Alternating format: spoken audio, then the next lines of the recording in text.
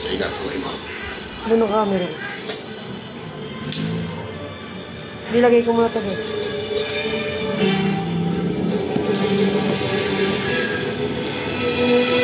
Pedrera! Patayin mo na ako! Patayin mo na ako! Dapat na lang ulitin niya.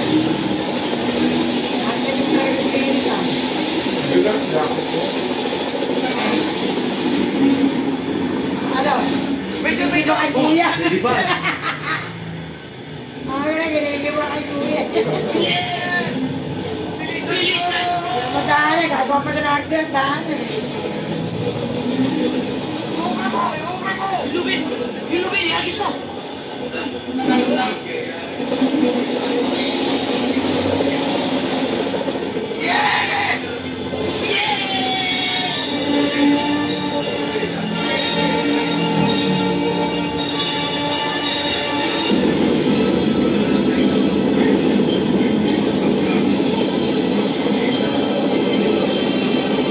Paano hanap po ito?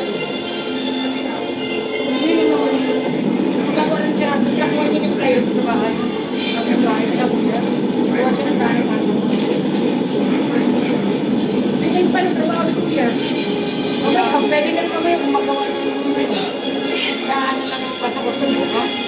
Ano ang ginagawa sa loob? Bumotor? Sumuto na sa gilid. Hindi mo na siya magbumotor.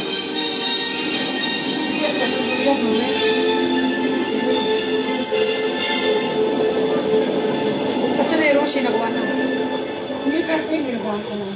Sige, sir. Nauna na kami. Kaya kami siguro. Pinababayaan nyo naman. Put-put na ng... Ako, Ninong, ha? Oo. Nakausap ko na ako na si Gerald Luna. Nalaman nilang wala kayong kasalanan. Marireach kayo ito. Salamat, sir. Wala ka naman. Sige po. Ingat kayo, ha? Tanongin namin malaking utang na loob ang ginawa niyo sa amin. Hindi rin namin makakalimutan to, sir. At kung kailangan niyo kami, Sabi niyo lang. isa lang ang pakikiusap ko sa mga ito. Ipagpatuloy niyo yung pagkikipaglaban sa kasimbahan. At ipakita niyo sa lahat na ang pulis ay handang maglingkod sa lahat ng mga may Negra! Baba niya, Negra! hindi sa inisang tao. Makakaasa kayo, sir.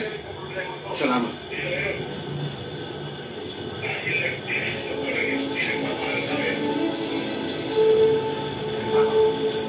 Tandaan niyo,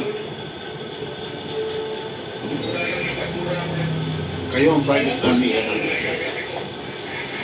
hanggang sa uli sandali ng ating buhay. Yes, sir!